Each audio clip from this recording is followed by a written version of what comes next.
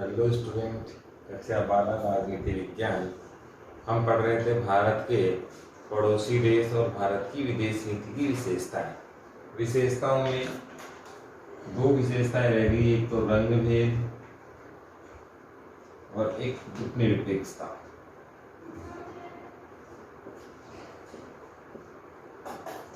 आप जानते हैं कि भारत की विदेश नीति की विशेषताएं अलग से इंडिविजुअल भी पूछी जाती हैं, जैसे शांतिपूर्ण सहअस्तित्व पर टिप्पणी पूछ सकता है, साम्राज्यवाद उपनिवेशवाद पर टिप्पणी पूछ सकता है, रंग भेद गुटनिरपेक्षता पे तो अमूमन टिप्पणी पूछी ही जाती है। बड़ा सवाल यहाँ से ये बनता है।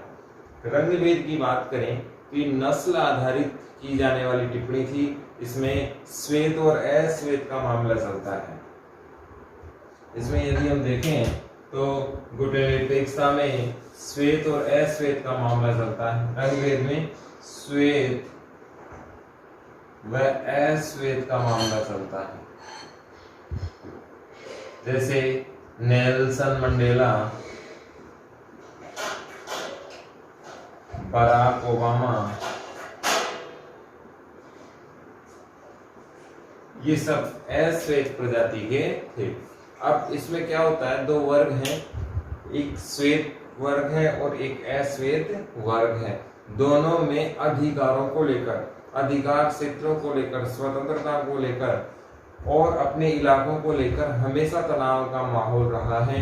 दोनों एक दूसरे पर आरोप लगाते हैं। श्वेत वाले कहते हैं कि अश्वेत ये हमारे यहाँ नहीं रह सकते क्योंकि ये इलाका किसका है, श्वेत का है। अश्वेत कहते हैं हम यहीं के हैं और हम यहीं रहेंगे, इसी देश के हमारे अधिकार हमें मिलने चाहिए। तो दोनों के बीच तनाव बहुत भयंकर है और इस तनाव को लेकर भारत की विदेश नीति में जो नीति अपनाई गई उसमें ध्यान रखा गया कि हम हमारे देश में गोरे काले में भेद नहीं करेंगे, श्वेत अश्वेत में डिवाइडेशन नहीं करेंगे, चाहे वो किसी भी कलर का हो, किसी भी वर्ण का क्यों ना हो, हम सभी को भारतीय नागरिकता देंगे। इस आधार पर भारत में भेदभाव नहीं होगा। एक बात। दूसरी, हम किसी भी विश्व के देश से इस आधार पर भी हम समर्थन नहीं करेंगे। कहीं पर भी विवाद है, अगर रंग भेद का विवाद है, तो हम किसी भी प्रकार से इसका समर्थन नहीं करेंगे।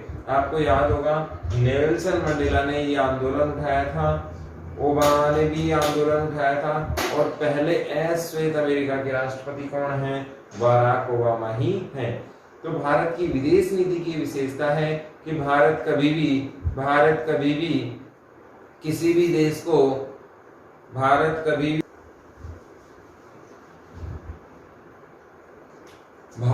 कभी भी किसी भी देश को रंग के आधार पर समर्थन नहीं देता है, चाहे वो साउथ अफ्रीका हो, चाहे वेस्ट इंडीज हो, चाहे इंडीज के बहुत सारे और कैरिबियाई द्वीप हो। तो रंग भेद के आधार पर हमने कभी भी किसी भी देश का समर्थन और विरोध नहीं किया है, चाहे वो जाति आधारित हिंसा हो, धर्म आधारित हिंसा हो, क्षेत्रीय आधारित हिंसा ही क्यों ना हो। हमने कभी भी इस आधार पर किसी के साथ भेदभाव या समर्थन नहीं किया है। इसके बाद सबसे इंपॉर्टेंट आता है गुटनिरपेक्षता। इसमें हमने कल पंचशील भी पढ़ा था, वो भी एक इंपॉर्टेंट फैक्टर था, गुटनिरपेक्षता। सबसे पहला तो ये एक बार बोर्ड में पूछा गया था आपके कि गुटनिरपेक्षता का अर्थ स्पष्ट कीजिए या गुटनिरपेक्षता का मतलब क्या है। अब यहाँ पर एक बात हिंदी में अगर देसी भाषा में इसका अर्थ रखें तो है किसी भी गुट में शामिल ना होना, किसी भी गुट में शामिल ना होना। ये क्या हो गया, साधारण शब्दों में इसका अर्थ हो गया। गुटनिरपेक्षता का अर्थ होता है किसी भी गुट में शामिल ना होना। क्या कहलाता है, गुट निरपेक्ष या गुट सापेक्ष। गुट सापेक्ष का मतलब गुट में शामिल होना, गुट निरपेक्षता का मतलब गुट में शामिल ना होना। लेकिन हम राजनीति में इसका अर्थ ये नहीं लगा सकते। यहाँ पर आएगा किसी भी सैन्य गुट में शामिल ना होना, ये गुटनिरपेक्षता है। किसी भी राजनीतिक आधारित गुट में शामिल ना होना, किसी भी सैन्य गुट में शामिल ना होना, ये क्या कहलाएगा? गुटनिरपेक्षता कहलाता है। यहाँ पर ये शब्द आपको बहुत इंपॉर्टेंटली ध्यान रखना है। किसी भी सैन्य गुट का समर्थन करना और विश्व स्तर पर गुटबाजी करना क्या कहलाता है? गुटनिरपेक्षता कहलाता है। परिभाषा के बाद, अर्थ के बाद हम देखते हैं कि गुटनिरपेक्षता आई क्यों, ये भी हमें जानना बहुत जरूरी है। हमने अर्थ देख लिया, परिभाषा देख ली, किसी भी सैन्य गुट में शामिल ना होना क्या कहलाता है? गुटनिरपेक्षता कहलाता है। अब ये आई क्यों, इससे पहले हम ये देखते हैं 1914 से 1918 के बीच फर्स्ट वर्ल्ड वॉर था। उसके बाद 1939 से 45 तक सेकेंड वर्ल्ड वॉर था। और दोनों से यहाँ पर ये देखा गया कि इन दोनों का ही कारण रहा सैन्य गुटों का बनना। विश्व धरातल पर क्या बनना? सैन्य गुटों का बनना। और फिर ये सैन्य गुट किस में बदल जाते हैं? संघर्ष में बदल जाते हैं, तनाव में बदल जाते हैं। इसमें हमने ये देखा। इसके बाद यानी कि 45 के बाद यूएनओ बना 24 अक्टूबर 1945 को। लेकिन इसके तुरंत बाद क्या शुरू हो गया? सेकेंड वर्ल्ड वॉर के बाद शीत युद्ध भी शुरू हो गया और पूरी दुनिया कितने भागों में बट गई? 2 ध्रुवों में बट गई। पूरी दुनिया कितने भागों में बट गई? 2 ध्रुवों में बट गई। अब सवाल क्या उठा? पहला ध्रुव तो कौन सा था? अमेरिका। दूसरा ध्रुव कौन सा था? सोवियत संघ। अब सवाल ये उठा कि या तो आपको कहां शामिल होना है? अमेरिका में।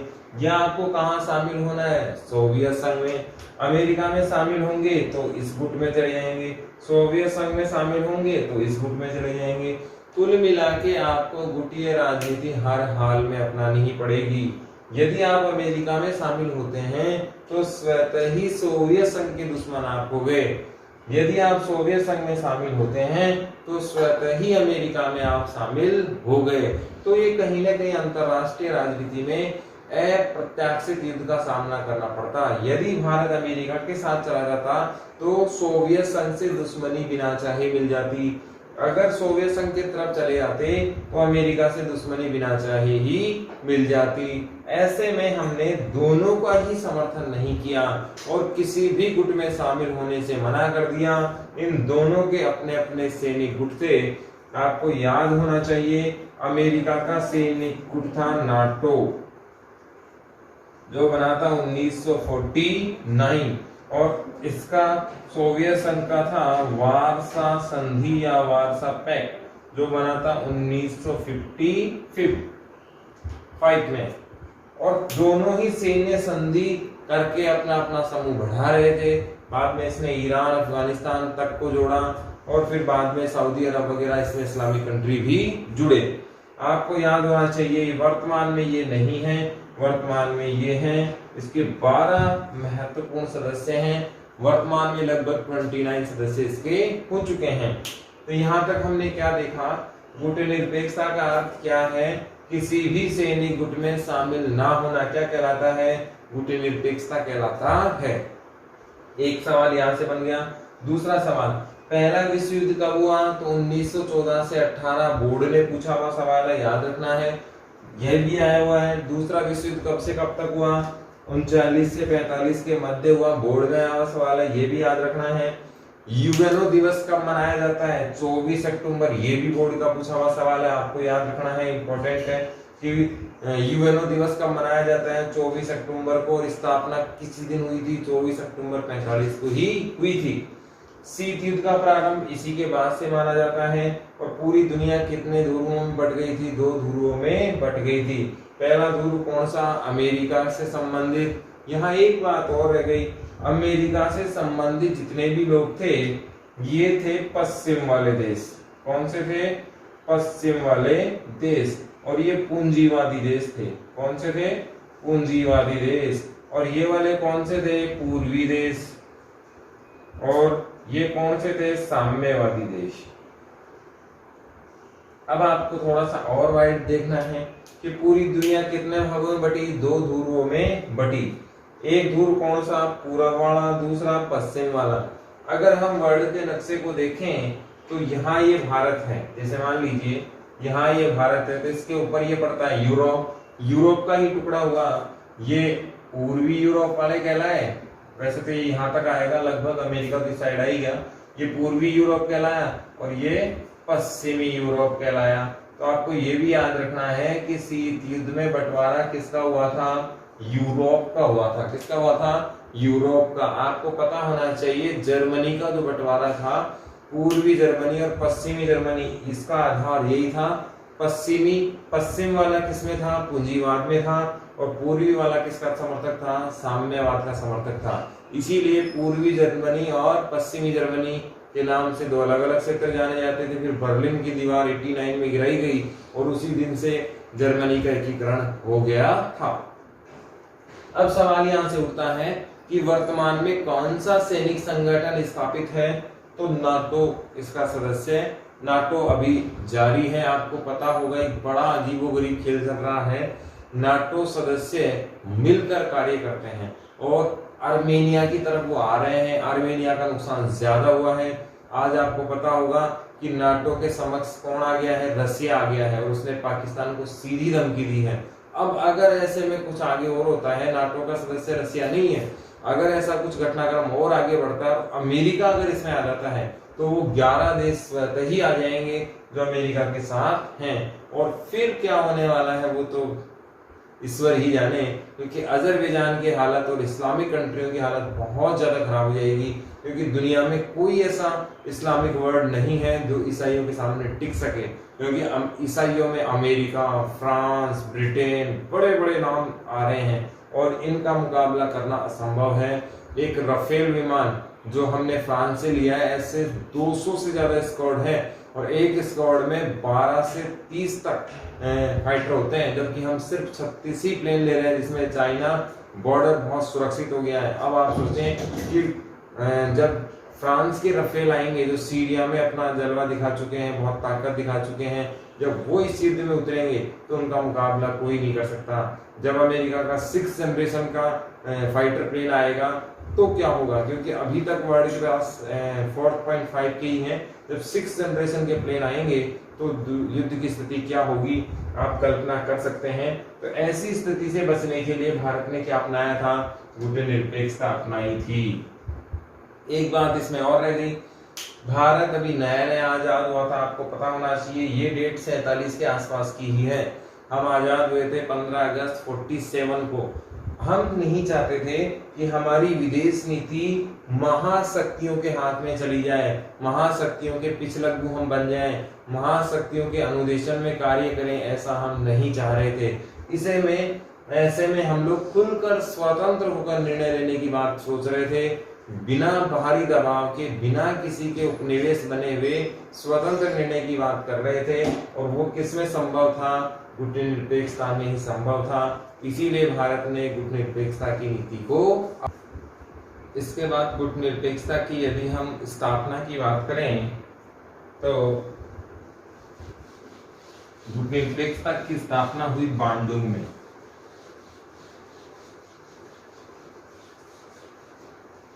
गुटनिरपेक्षता की स्थापना हुई 1955 बांडुंग सम्मेलन में।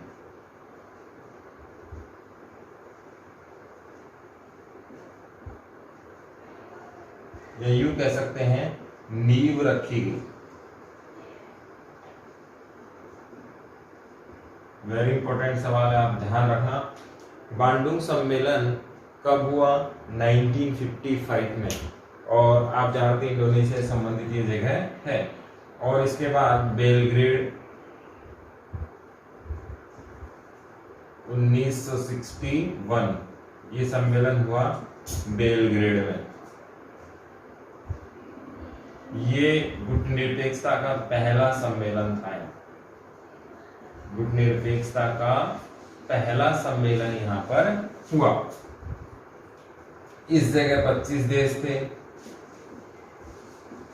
बांडुंग सम्मेलन में 25 देशों ने मिलकर गुटनिरपेक्षता की नींव रखी। और ये सम्मेलन कहाँ हुआ? बांडुंग में हुआ। कब हुआ? 1955 में हुआ। किससे संबंधित था? गुटनिरपेक्षता से संबंधित था। इसमें नासिर हैं, वामेन क्रूमा हैं, नेहरू जी हैं और 2 लोग थे। पहले 3 लोग थे, तीनों दोस्त थे, बहुत अच्छे। फिर गुटनिरपेक्षता की नींव रखी, फिर बाद में 2 लोग और आ गए। ऐसे कुल मिला के 5 राष्ट्रों ने इसकी नींव को इम्पोर्टेंस दी। पहला सम्मेलन गुटनिरपेक्षता का कब हुआ? 1961 में। कहाँ हुआ? बेलग्रेड में हुआ। दोनों वेरी इंपॉर्टेंट क्वेश्चन है, याद रखने हैं। या यूं कहें, गुटनिरपेक्षता की नींव कब रखी गई? तो कब रखी गई? 55 में बांडुंग में रखी गई। और पहला सम्मेलन कब हुआ? 61 में हुआ। दोनों इंपॉर्टेंट सवाल हैं। भारत में 7वां सम्मेलन हुआ इसका 88 में। और वो कब हुआ? कहाँ हुआ? नई दिल्ली में। तो ये भी थोड़ा सा आपको ध्यान रखना है, भारत से संबंधित है केवल इसलिए। अब यहाँ ये सवाल ये उठता है कि गुटनिरपेक्षता को लेकर कैसे रुझान बढ़े और आज तक इसका कैसा रुख रहा, अब ये थोड़ा सा देखते हैं। फिर भारत की गुटनिरपेक्षता की विशेषता हम लोग देखते हैं। अगर हम प्रारंभिक वर्षों में देखें गुटनिरपेक्षता को, तो 1945 के बाद 1955 के बाद से लेकर और 1991 तक,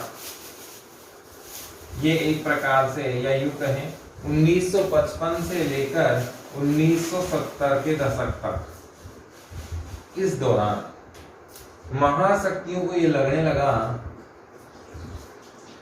कि ये तीसरा फ्रंट हो सकता है। महाशक्तियों को क्या लगने लगा कि तीसरा फ्रंट हो सकता है। पहला फ्रंट कौन था? अमेरिका। दूसरा फ्रंट कौन सा था? सोवियत संघ। और तीसरा कौन सा हो सकता है? नाम, जिसे हम क्या कहते हैं? गुटनिरपेक्षता। आप ये भी ध्यान रखना, इसको अंग्रेजी में नाम या हिंदी में नाम भी कहते हैं, ठीक है। अब पहला संगठन कौन सा? अमेरिका। पहला ध्रुव अमेरिका, दूसरा ये और तीसरा ये। तो महाशक्तियां अपने आप को एक प्रकार से चैलेंज मानने लग गई, एक प्रकार से कॉम्पिटिटर मानने लग गई गुटनिरपेक्षता को, या अपना ही प्रतिद्वंदी गुटनिरपेक्षता को मानने लग गई कि यदि इसका इलाज नहीं किया गया तो ये हमारे बराबर में आकर खड़ा हो जाएगा। गुटनिरपेक्षता एक ऐसा प्रकार का सम्मेलन था, ऐसा प्रकार का सहयोग था, ऐसे राष्ट्रों का संगठन था जो ऑलरेडी पिछड़े हुए थे और डिपेंड किस पे थे? ज्यादातर महाशक्तियों पर थे। ऐसे में महाशक्तियों ने 1970 के आसपास इनकी क्या रोक दी? सहायता रोक दी। बहुत सारे हथियार देना कम किया, अर्थव्यवस्था को सुदृढ़ बनाना कम किया।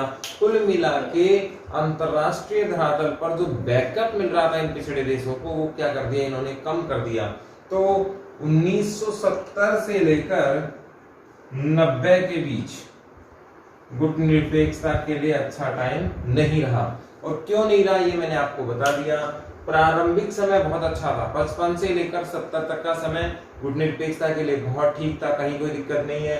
70 के दशक में आते आते इनको ये समझ में आने लगा महाशक्तियों को कि ये तो हमें ही चैलेंज करने लग जाएगा आने वाले टाइम में। संसाधन हमारे हैं, सहायता हमारी है और ये इतने डेवलप हो जाएंगे कि ये हमारे पैरेलल समांतर खड़े हो जाएंगे। इसीलिए इन्होंने सहायता रोकी, बहुत सारे बखेड़े खड़े किए या तो खड्डे खोदे जिससे गुटनिरपेक्षता आगे नहीं बढ़ पाए। कई बार ऐसा भी समय आया जिसमें ये सम्मेलन या यूं कहें ये गुटनिरपेक्षता का जो सहयोग था वो ना के बराबर ही रहा, या ये टूटने के कगार पर भी आ गया, लेकिन ये टूटा नहीं। और 70 से 90 के बीच में it is so slowly going in target, यूं कहें कि अपने बहुत सारे एम को लेते हुए बहुत धीरे धीरे अपने टारगेट की तरफ ये बढ़ने लगा। 90 के बाद क्या हुआ? 1991 में सोवियत संघ टूट गया। यूएसएसआर को अपने बात हुई थी, 15 भाग इसके हुए। यूएसएसआर के 25 दिसंबर 1991 को ऑथेंटिक डेट है, कि सोवियत संघ का विघटन माना जाता है। अब यहाँ से अमेरिका की जो दादागिरी है, एक ध्रुवीय विश्व बनना शुरू हुआ, ये तो हो गए गायब। अब बचे कौन? दो, अमेरिका और गुटनिरपेक्षता। गुटनिरपेक्षता का कोई वर्चस्व था नहीं, तो बचा कौन सा? आपको याद होना चाहिए 91 के बाद विश्व में कौन सी व्यवस्था आ गई? एक ध्रुवीय व्यवस्था आ गई। ये भी वेरी इंपॉर्टेंट बात है। और अमेरिका का वर्चस्व सर चढ़कर बोलने लगा।